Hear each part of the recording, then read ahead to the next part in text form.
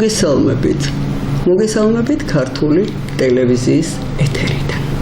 თქვენ უცგერთ გადაცემას ცოდნის სკივრი. ამ გადაცემის ავტორი და წამყვანი გახლავართ მე, მარინა აფაშიძე. გადაცემის ნახვა შეგიძლიათ ყოველ ხუთშაბათს საღამოს 10 საათზე. განმეორებითი ხილვის სურვილის შემთხვევაში კი ეს შესაძლებელია დილის 7 საათზე. მინდა ჩემი საოცარი ემოცია დადებითი მინდა რომ მაყურებელმა ეს იგრძნოს, რომ სტუმრად მყავს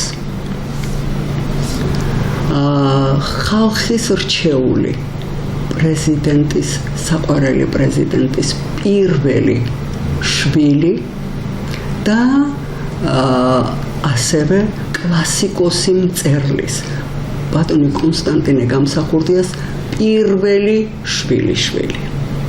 და ასევე მინდა მოგახსენოთ, რომ ბატონი კონსტანტინე, ჩვენი სტუმარი, დაიბადა დიდი კონსტანტინეს იუბილეზე. ხوار მე? ასია, ნამდვილად ასია, დიახ. დიახ, და ძალიან მომწონს რომ ეს აღნიშნო იუბილეზე და იმის შემდეგ იწოდება კონსტანტინე უმცროსად. ძალიან ღირებული და ძალიან ბედნიერი ვარ იმით, რომ ჩემს მაყურებელს აქვს იმის საშუალება, რომ ბატონ კონსტანტინეს შეხვდეს და მოისმინოს მის შესახებ რაღაც გარკვეული კითხვებზე პასუხები გარკვეული. დიახ, ეხლა უღრმესი მადლობა მინდა მოვახსენო იმის გამო, რომ მობრძანდა დაკავებულების ხარისხიდან გამომდინარე, ჯერ მხოლოდ ვიდრე შემოვიდოდით რამდენმა დაგირეკათ.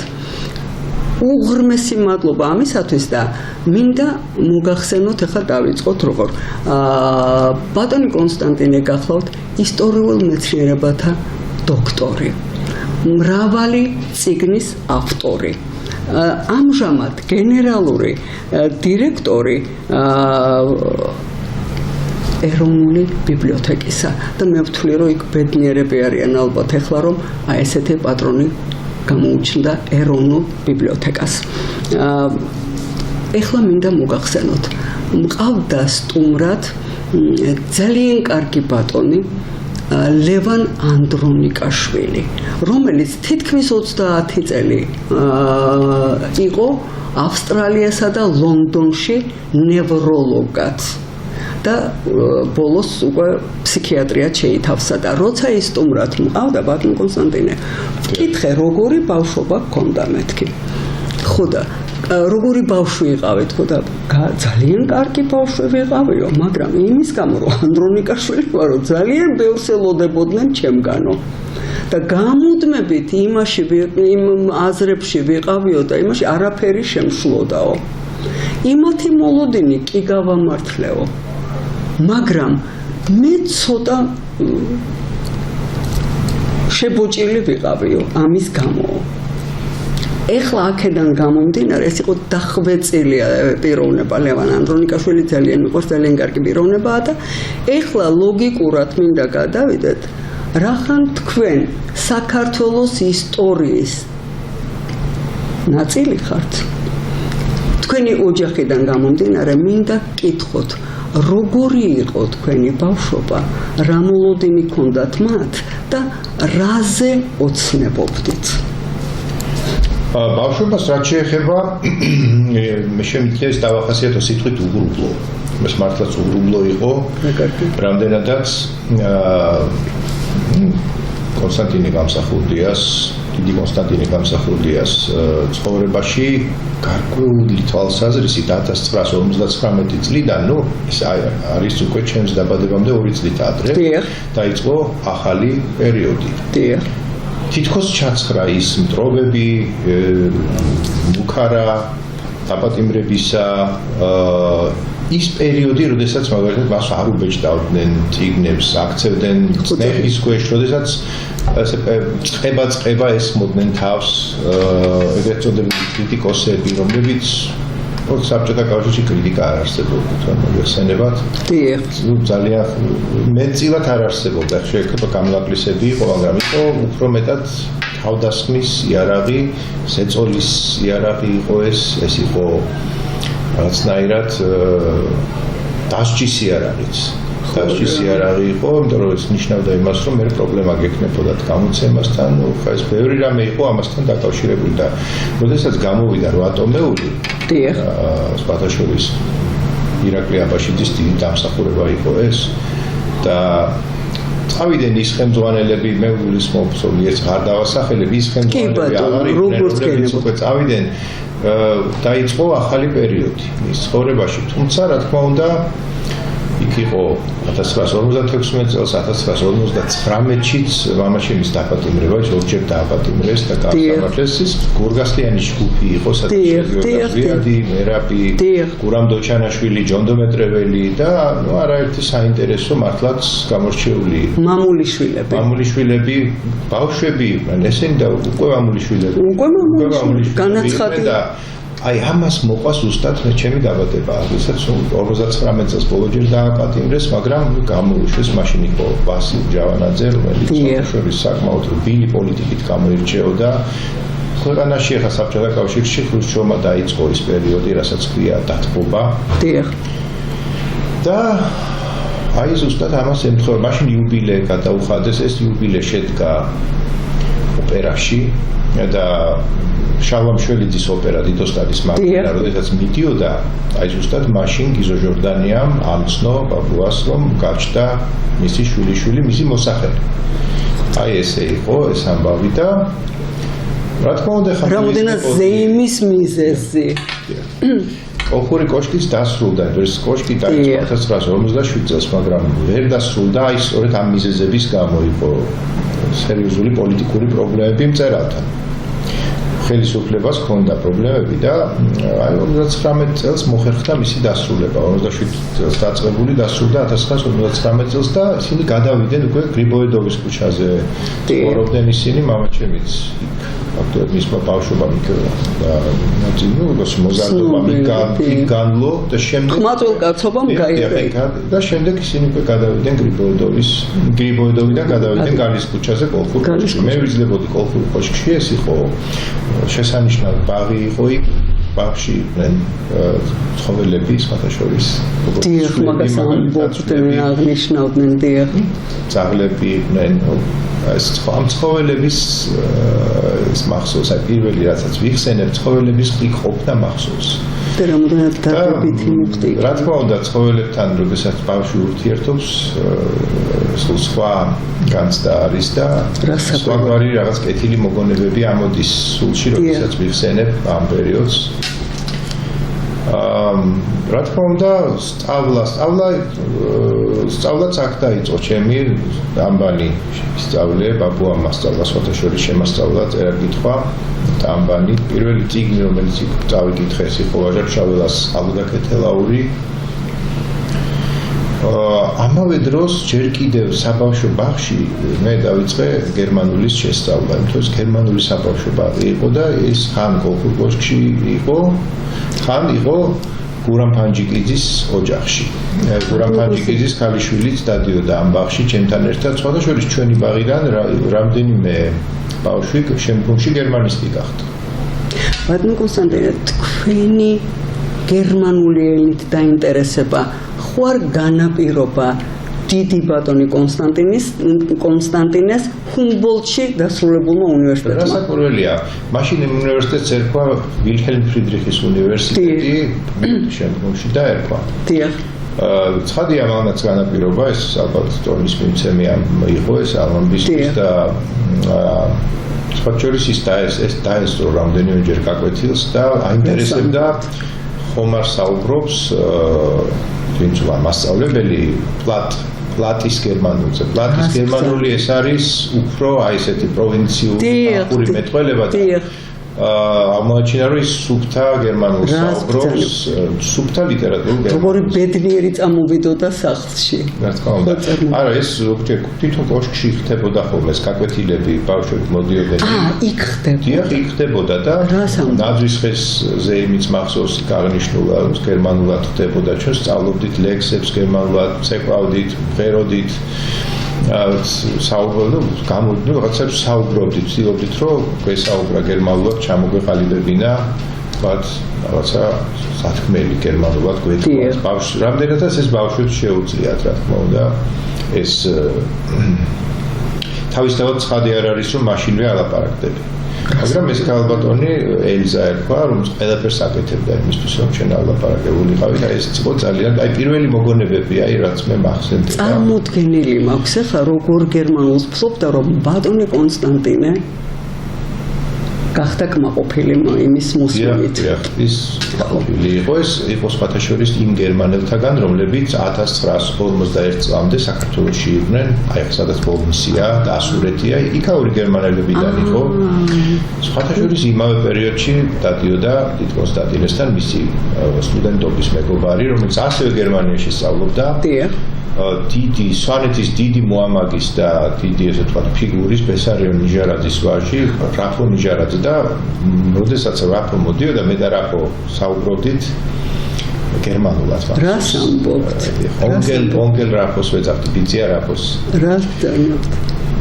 ესე იგი მე ხა ამ თქვენი საუბრიდან გამომდინარე სულ გული მткиოდა რაზე იცით ბატონ კონსტანტინე მткиოდა გული იმის გამო რომ აი რომელ პრეზიდენტსაც შეგიძლია რომ მამულიშვილი უწოდო და რომლისთვისაც სამშობლო ეს მცნება იყო ყველაზე ღირებული მათი შვილი და შვილიშვილი რაღაც პატარა პერიოდი მაინც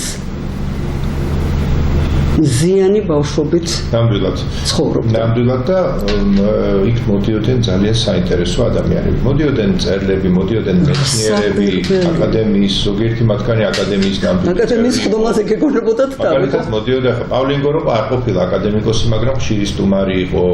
მაგრამ რა წონა ქონდა? აკაკი გაწერელია, გიორგი წერეთელი, აკაკი გუგუშვილი, გიორგი ნატროშვილი, ირაკლი აბაშიძე და სხვები ეს საინტერესო ადამიანები და აქ იმართებოდა მართლა ჩინაარსიანი საუბრები.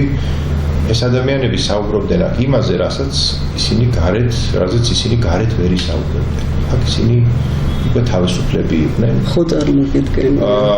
ეს პატარა კონსტანტინე სად არის? განსაკუთრებული სივრცე იყო კოლხური კოშკი და ამდენად ხდებოდა ასეთი საინტერესო შეხვედრები. მე ძალიან ხშირად ვესწრებოდი ამ შეხვედრებს. რა თქმა უნდა, ბევრი არაფერი მესმოდა ახლა პატარა ბავშვს. მე ხვდები რომ ხდებოდი რა, ეს ადამიანები რაღაც ძალიან მნიშვნელოვანზე საუბრობენ. რა თქმა უნდა, ხუმრობდნენ კიდევაც. რაღაცა იყო ეს თქვა აღობა, ხუმრობა. მე მახსოვს ლადო გუდიაშვილის მოხატული ჭერი, მე მახსოვს მალაკიტის ბუხარი, რომელიც დაიწვა, განადგურდა 1992 წლის მარტში მომხდარ თავდასხმის შედეგად. სახლი გადაიწვა, ის ბუხარი, რომელიც ესეთი გადმოცემა არსებობს, რომ თითქოს ამ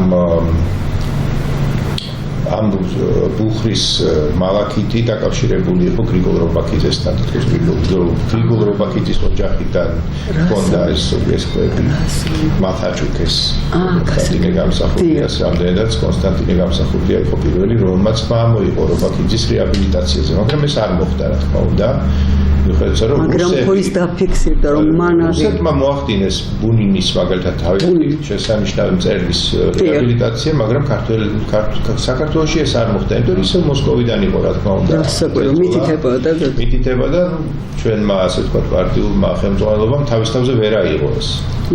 და კონსტანტინე სწორედ ამას ამბობდა, რომ რატომ თუ ბუნინის რეაბილიტაცია მოხდა, რატო არ უნდა მოხდეს რობაქიძის რეაბილიტაცია, რომელიც უნიჭიერესი მწერალი იყო.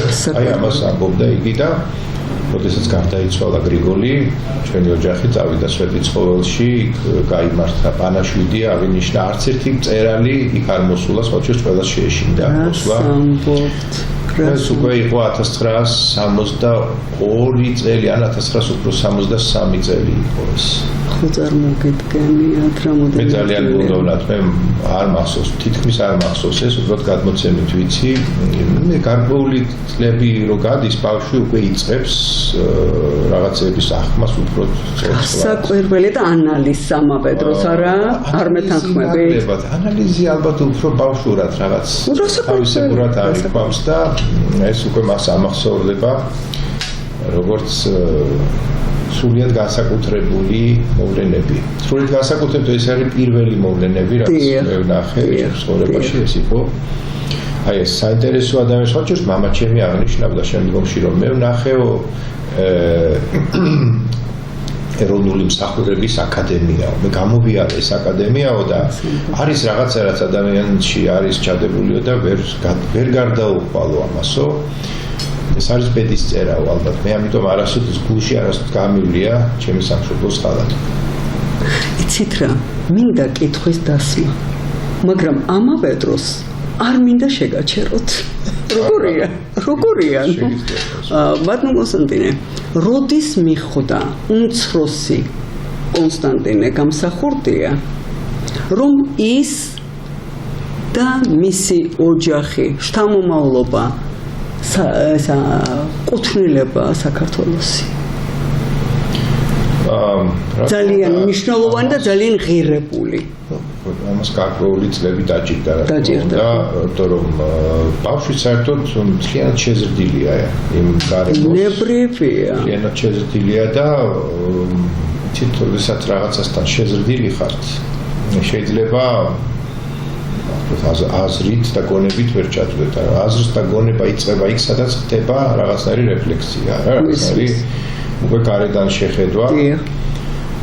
ნუ ცხადია მეც მოდა იქ რაღაცები ის იყო საუბარი. ჯერჯერობით რომ აქ რაღაც ძალიან მნიშვნელოვანია საუბარი, რაღაც ძალიან მნიშვნელოვანი ამბები მწიფდება აქ. აი ზუსტად მაგ განცდის დროს რა ასაკი გაქვთ? ეს განცდები გაჩნდა უკვე 9-10 წლის შემდეგ, სადღაც აი ეს როდესაც გავხდი 9-10 წლის 11-12 წლის. ნუ იქ ახლა არ ვიტყვი იმას აღარ ვახსენებ, რომ ძალიან საინტერესო ადამიანები, ბავშვებიც მოყავდათ, განსაკუთრებულად მახსენდება. რამდენი ფუფუნება აი მათთან ურთიერთობა მახსენდება მაგალითად მამიდა ჩემი, რომელიც ისტორიკოსი იყო, ყველაზე ახალგაზრდა დოცენტი იყო ისტორიის კათედრაზე, იქ სადაც ქალბატონი მარიკა ლორთქიფანიძე იყო, შოთა მესხია იყო შესაძლებელი ისტორიკოსი. ის შოთა მესხიას მოწაფე იყო და სწორედ მის ბიბლიოთეკაში ვეზიარე მე ისტორიას. რას ამბობთ? ისტორია, საქართველოს ისტორიას და დავიწყე პირდაპირ მოყოლამ საქართველოს ისტორიის, რაც ვითხულობდი, რაღაცნაირი ლექციის ფორმას ვაძლევდი. ეს იყო 9 წლის, როდესაც ვიყავი 10 წლის. დავსხავდი ხოლმე ოჯახის წევრებს და ვიტყოდი რომ მე ხოლმე წავიკითხო ლექცია და წავიკითხავდი ხოლმე, აი 20-25 წუთს საუბრობდი ხოლმე. რას ამბობთ? მაგალითად თბილისის ისტორიაზე, მაგალითად ალექსანდრე მაკედონელის ლაშქრობებზე. სხვა შორის ალექსანდრეს ლაშქრობებზე ჩვენთან მოყავდათ ჩემი ბავშვობის მეგობარი და შემდგომში უკვე ჩვენი ტკივილი ყველასი ირაკლი კოსტავა. მერაბის ვაჟი და ჩვენ ერთად თამაშობდით ხოლმე ბაღში, საათობით შეგვეძლო გვეთამაშა ალექსანდრე მაკედონელის თამაში. ესე დავარქვით ბაღს დავყოფდით სხვადასხვა ქვეყნებად და ხან მე ვიყავი ალექსანდრე და ირაკლი იყო მისი სიხლის მეგობარი ჰეფესტიონი, ხან პირიქით ვცლიდით როლებს, ის იყო ალექსანდრე და მე გავხდებოდი ჰეფესტიონი და მე შემდეგ უკვე ამ ასე ვთქვათ ქვეყნებს ვიპყრობდით. ეს იყო ჩვენი თამაში. რას ამბობთ? აი როგორი საინტერესო.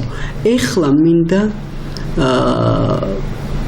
ვისაუბროთ ბატონო და მახსოვს პირველი აი ეს მახსოვს როდესაც მერაბმა მოიყვანა ირაკლი და როდესაც ისხედით ბაბუას ოთახში მაშინ უთხრა მერაბმა რომ ირაკლი აბა თქვი ის ლექსიო და ზვიადის ლექსი თქვა მან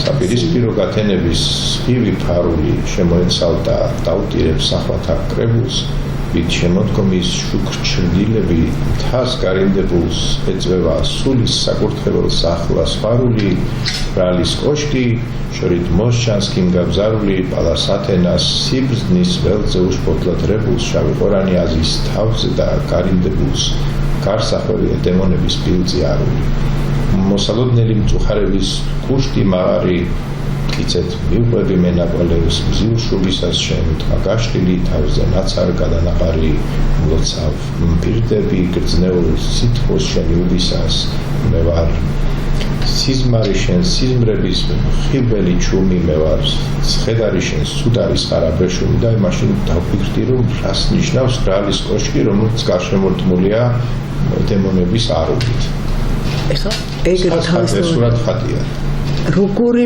მადლობელი ვარ ეხლა იცით რა მე ეხლა იქ მსმენელი ვიყავი იცით იქ აი თითქოს იქ ვიყავი სადაც ეგ ითქვა ნუ რაღაცაოც არის ბატონო კონსტანტინე თქვენს ოჯახში გრძელდება ნიჭის ზეიმი და რა მაქვს მხედველობაში ყავთ ორი არაჩვეულებრივი ვაჟიშვილი მუსიკოსი კომპოზიტორი დემეტრე და ფილოსოფოსი ზვიადი კი ბატონო ფილოსოფოსი ზვიადი და დისმას სურცრომ დისერტაცია დაიწყოს გერმანიაში ლაიფციგის უნივერსიტეტში ზვიადს დიახ უმცროს ის ძალიან კარგი მევიოლინე იყო ოდესღაც მე მახსოვს დიახ 19 წლის როდესაც გახდა დაუკრა შესანიშნავად რუსთაველის თეატრში მახსოვს როგორც სოლისტმა სიბელიუსის სავიოლინო კონცერტი და დირიჟორი იყო აცგანსვენებული დირიჟორი ვატო მაჯავარიანი ღმერთმა გაანათლოს მისი სული ახლახანს გარდაიცვალა აი ეს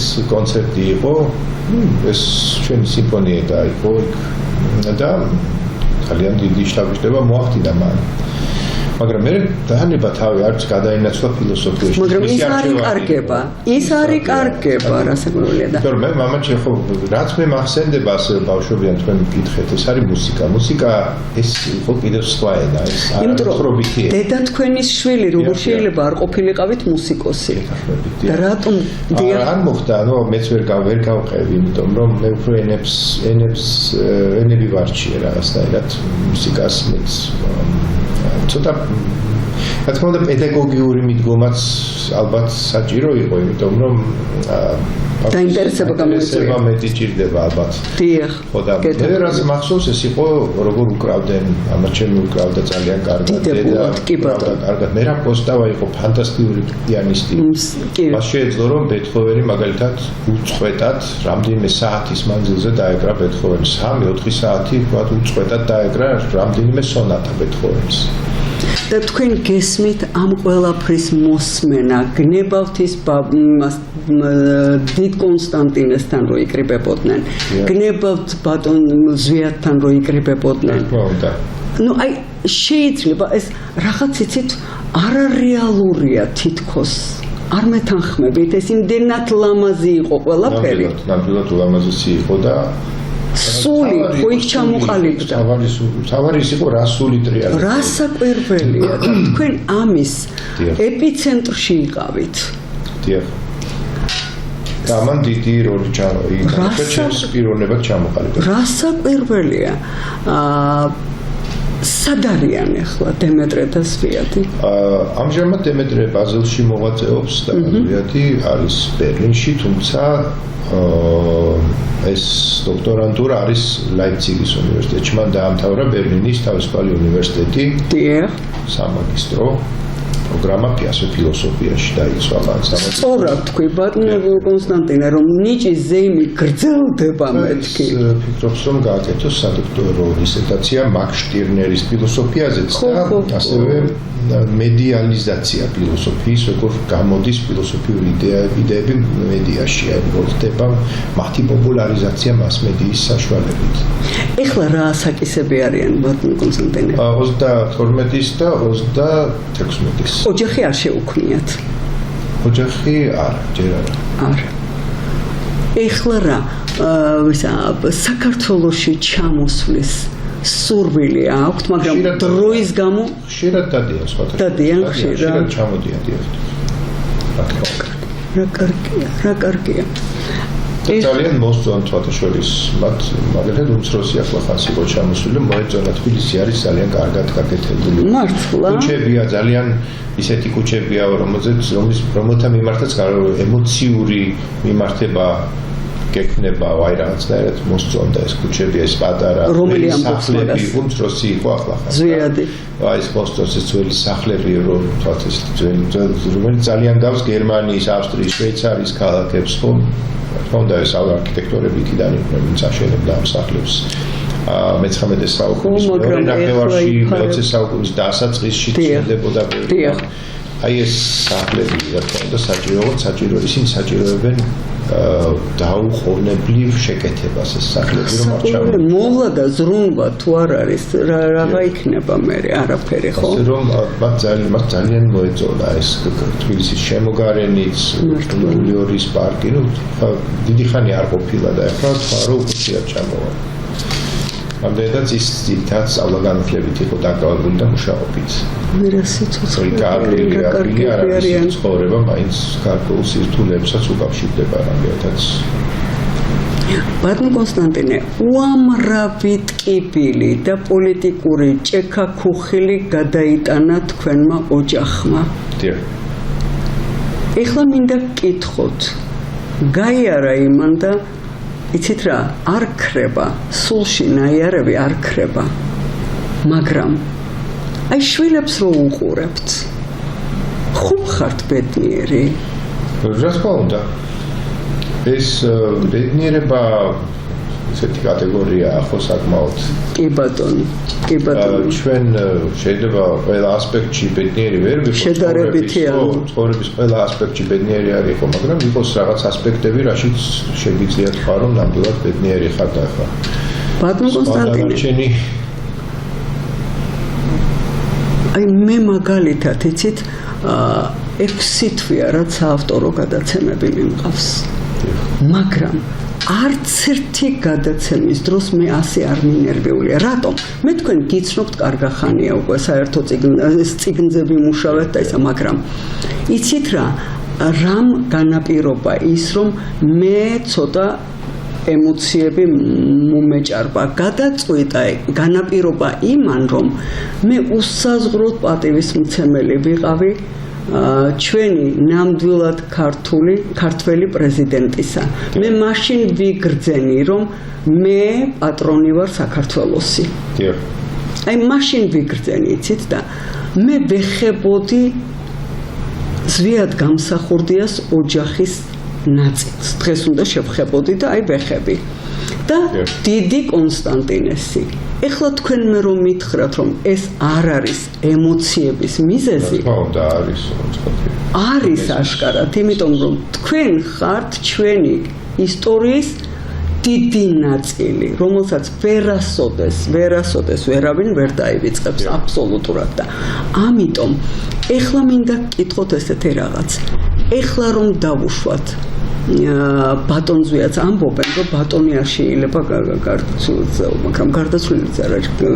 ნუ ის ჩვენთვის უცოცხალია, ვისაც მისი ჯეროდა და ვისაც მისი მამულიშვილობა დღემდე სჯერა, ის ეგრეა.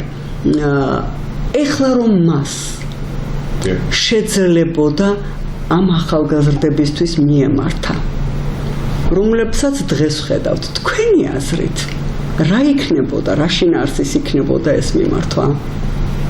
იცით, ყველა ეპოქას თავისი კონტექსტი აქვს. კი ბატონო, გეთანხმებით. ის სხვა კონტექსტი იყო, დღეს სხვა კონტექსტია. ის კონტექსტი იყო უფრო დაკავშირებული იმასთან, რომ საბჭოთა კავშირიდან გამოსულიყავით. და უნდა მიგვეღწია ქვეყნის დამოუკიდებლობისთვის პირველ რიგში და შემდეგ მისი აღიარებისთვის. ეს იყო სწორედ ძირითადი საკითხები 1989-90-91 წლებში. და ხა დღეს ეს ყველაფერი მიღწეულია და დღეს ყველაფერი არის უკვე გარკვეულ ეტაპამდე მიყვანილი. და და სხვა პრობლემები დგას, რა თქმა უნდა და ზოგადად გამსახურდია იყო ადამიანს ხელის მაჯაზე დედო ხელი ის პულსი და დიახ სოციალიზმის მას აქვს ძალიან კარგი მიმართვები ახალგაზრდობის მიმართ გაკეთებული და იქიდან გამოვიდეთ აი მაგალითად ის რას ამბობს რომ ეროვნული სამოსი ეს არ არისო საკარნავალო სამოსიო რა თქმა უნდა კარგია ძალიან ეროვნული სამოსი მაგრამ პირველ რიგშიო ჩვენ ის სული დავინახოთ რაც ამ სამოსის მიღმა იდგა რაც ჩვენი ტრადიციების მიღმა იდგა დავინახოთ ის ესთეტიკა სილამაზე დავინახოთ ის ზნეობა და ზნეობრივი მომენტი რაც ამის უკან იდგა და არასოდეს არ გვარყოთ ჩვენი ტრადიციები ჩვენი ასე ვთქვათ ეროვნული სული მომაგონდა ბატონ კონსტანტინე მაპატიეთ დღევანდელი რუსეთის ყველაზე ჭკვიან ქალბატონად აღიარებული ტატიანა ჩერნიგოვსკაია და მას კითხეს ესეთი რამ კი მაგრამ გვჭირდებაო ტრადიციაო და მისი პასუხი იყო თქვენ ახლა მე მეკითხებითო გვჭირდება მეხსიერებაო ეს ხო მეხსიერების წაშლაა თუ კი შენ ტრადიციაში ჩვენი ინსტიტუცია ხო ჩვენი ინსტიტუტი ხო მეგულისხმობ ეროვნული ბიბლიოთეკა არის მეხსიერების შემნახველი ინსტიტუტი ზუსტად საქართველოს ეროვნული მეხსიერების ის არ არის მხოლოდ წიგნცაცაა ის არის რამდენიმე მუზეუმია არის ეროვნული არქივი აქ არის მაგალითად ამ არქივების და ამ სწორედ ამ მასალების საფუძველზეა პროგრამა ივერიელი რიტუალია ჩემთვის საჯარო ბიბლიოთეკაში და თქმა უნდა და ეს ივერიელი საიდანაც თქვენ შეგიძლიათ ჩამოტვირთოთ ყველანაირი მასალა ფოტოსურათები ძალიან ბევრი და ჩვენთან ფაქტობრივად ეს დიგიტალიზაციის პროცესი არ ჩერდება სულ მუდამ გრძელდება რა თქმა უნდა მამაჩემისთვის ზოგადად გამსახურდიასთვის მნიშვნელოვანი იყო სარწმუნოების აღორძინება ამასაც ის ეთქოდა ახალგაზრდებს რომ სარწმუნოებას განუდგებით აი კარგია რომ ეგ აღნიშნეთ იმიტომ რომ ის ყოველთვის ერთგულად მისდევდა ჩვენს სარწმუნოებას და ის პირველი იყო და რომ თავისუფლება ეს არ არსებობს ზნეობრივი განვითარების გარეშე ერთის მხრივ მეორეს მხრივ ცოდნის გარეშე სამყაროს შესახებ ობიექტური ცოდნის გარეშე როგორ არის სამყარო მოწყობილი აი ეს ძალიან მნიშვნელოვანია და რა თქმა უნდა თავისუფლება არ არსებობს ჭეშმარიტების სიყვარულის გარეშე და მოყვასის მსახურების და მოყვასის სიყვარულის გარეშე თავისუფლება არის რაც არც თუ ისე ჩქარა ისწავლება ეს არ არის ის რომ აი უცბად ისწავლოთ ეს რომ აი მე ვიგრძენი ხარ რაღაცა და აი რასაც მინდა გავაკეთებ და თავისუფალი ვარ ეს არის ყველაზე ვულგარული ყველაზე კარიკატურული გაგება თავისუფლების და კიდევ ერთ ვიტყოდი რომ ენა მამული და სარწმუნოება არ არის ის რაც უნდა ჩვენ გავაიგივოთ თქვათ რუსეთ და რაღაცა ესე რომ ეს არის ისეთი რამ რაზეც არ უნდა დავუსწრებო ბატონ კონსტანტინე ეხლა უყურეთ იცით რა გრძნობა გამიჩნდა აი ეხლა ზუსტად ერთი აი 3 წუთის წინ აი თითქოს რაღაცით თუნდაც მარცვლის ოდენა ბოდიში მოვახსენე ზვიად გამსახურდიას იმით რომ მე გარკვეულ ნაწილს ჩვენი მაყურებლისას მისი შვილი კონსტანტინემ შევახვედრე იცით აი რაღაც თითქოს აი ტვირთი მოვიხსენი მის წინაშე ყველა დამნაშავე ვიყავით და მე ჩემი წილი ჩემი ნაწილი პატიება მინდა ვითხოვო რომ ვერ გავუფრთხილდით ჩვენ მას ვერ გავუფრთხილდით და უსაზღვროთ მადლობელი ვარ ბატონ კონსტანტინე უსაზღვროთ მადლობელი ვარ რომ მე თქვენ ამის საშუალება მომეცით უსაზღვროთ მადლობელი ვარ იმ წიგნზე მუშაობის დროს თანამშრომლობისთვის აი უღრმესი მადლობა მობრძანებისთვის და აი ეს შორის რუსთველოლოგიური კორპუსი ძალიან საინტერესოა, მისი დანატოვარი და ასევე საქართველოს სულიერი მისია. კი, რასაკვირველია. რუსთველოლოგიურში ეს არის მართლაც საინტერესო მიგნებები და პრობლემები. წმინდა გიორგის კულტზე, იგივე წმინდას და სოფიას კულტზე, როგორ არის ეს გადმოცემული რა თქმა უნდა, ქრისტეაოსნის გვირთა სახელებზე. სადაც პირდაპირ იკითხება კონცეფცია, რომ სინამდვილეში ბედნიერება, ეს პირადი ბედნიერება კი არ არის, ეს არის საყოველთაო ბედნიერებისთვის ბრძოლა, ისე როგორც აღწერილია იოანეს გამოცხადებაში. კრავის ქორწილი, როგორც ახალი მიწა, ახალი ზეცა, ახალი კაცობრიობა. ეს არის სწორედ არიელისა და ნესტანის შეერთება, მათი ქორწილია რა. თინათინისა და ავთანდილის, არიელისა და ნესტანის, ანუ და რომ ნესტან დარეჯანის ამოღებს მის დამდარეჯეჰანისაც ქვეყნად არ არის, ანუ ეს რაღაცა არის, რომელიც ქვეყნად არ არის, როგორც იმას არ ნიშნავს, რომ ზოგადად არ არის, ეს არის. საქართველოს სულიერი მისია ეს მართლაც ძალიან საინტერესო მანიფესტია. ძალიან. მშვიდობაზე, ზოგადად მშვიდობის კონცეფტია. პრომეთეული ცივილიზაციის, სადაც არისო ეს ფიზიოკრატია, არისო ძალადობა, არისო მხოლოდ მატერიალურზე მიმართული ქმედებები რა, რომელსაც ადამიანს მეტი არაფერი არ აინტერესებს, მხოლოდ მატერიალური სიმდიდრის მოპოვება, შემდეგ ამ სიმდიდრით თქვა შეერაღების შექმნა და შემდეგ გადავლა ყველაზე და ყველაფერზე და რაღაცა იმპერიების შექმნა და ასე შემდეგ. ხო, სადაც ასევე მხოლოდ მატერიალურზე იქნება ყველაფერი ორიენტირებული და სადაც შესაბამისად იქნება აღვირახსნილობა და ორგია და ასე შემდეგ. აი ესენი ერთმანეთთან კავშირში ერთად რომ როდესაც იკეტება თქვათ სულის სამყოფელი და ზოგადად სულიერის საზღვრებზე არავინ არ ფიქრობს საიდან იწყება და უშუალოდ სული ან რა არის სული ამ სიტყვაზე რომ თვითონ ამ კითხვას როდესაც არავინ სვავს რა თქმა უნდა იქ იწყება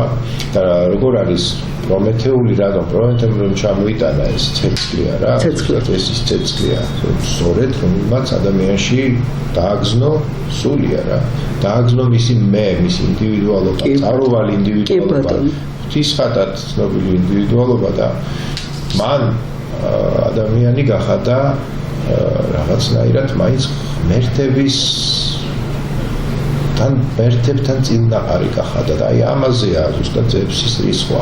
ზევსი არის სიმბოლო იმ ცივილიზაციისა, რომელიც სწორედ აი ამ მხოლოდ მატერიალურზე, მხოლოდ ფიზიოკრატიაზე, მხოლოდ ვთქვათ, იარაღზე არის აწწყობილი და მეტი არაფერზე. ხა აქ ისეც არ უნდა გავიგოთ, რომ იარაღი სხვა შორის ქართველთა წინაპრებმა შექმნეს, ხო ეს მოსხებმა, ხალიფებმა, მათ ამოაწყვეს პირველი ფოლადი. და იარაღი საჭიროა რა თქმა უნდა იმისთვის რომ თავი დაიცვა ცხადია. აქ მხოლოდ იმაზე არ არის ლაპარაკი რომ ჩვენ გადავიქცეთ ბერების, მღვდლების, თქვათ, ფილოსოფოსების ერად, ჩვენ მაშინვე გაგვანადგურებენ ცხადია. კი ბატონო.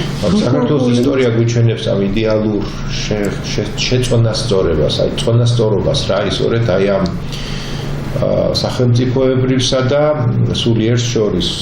და როგორ არის იქ ივანე ზოსიმესთან ნათქვამი ახალმა ნინო მოაქცია და ელენე დედოფალმა. ელენე დედოფალი არის სახელმწიფოებრიობა და ახალმა ნინო ეს არის სწორედ ჭვრეტა. ეს არის ჭეშმარიტი ასოთ ფილოსოფიური რწმენა, ეს არის მისტიკა. აი ეს ბატონო კონსტანტინე. აი ესე უნდა გავიგოთ ეს ყველა. კი ბატონო. ესე ეს ყოდა ზვიად გამსახურდიას. ესე აი რახან თქვენ ესე დასვით საკითხი მე შევეცადე რომ რაღაც ფორმაში მომეყარა მაგრამ იმდენად დიდი უკმარისობის გრძნობა მრჩება ვერ წარმოიდგენთ. უყურეთ ახლა აი სამი ის მქონდა თაბახის ფურცელი მომზადებული კითხვებით.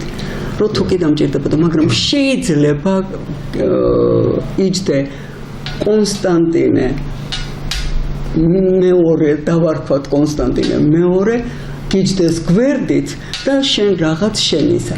უბრალოდ თქვენი შეჩერება შეუძლებელია. იმდენად საინტერესოა და იმდენად აი მართლა გინდა რომ იჯდე დიდ დარბაზში და უსმენდე კონსტანტინე გამსახურდიას, რომელიც არის უსაზღვროდ დიდი პატივი. უღრმესი მადლობა, რომ მობრძანდით და ალბათ ცოტა მაინც მიგახვედრეთ რა ჩემთვის რას ნიშნავს თქვენი ოჯახი. უღრმესი მადლობა მობრძანებისთვის და მე ვფიქრობ, რომ ერთჯერაც იქნებ მოვახერხოთ. უღრმესი მადლობა. მე ხუთშაბათს საღამომდე გემშვიდობებით, მშვიდობიან ღამეს გისურვებთ.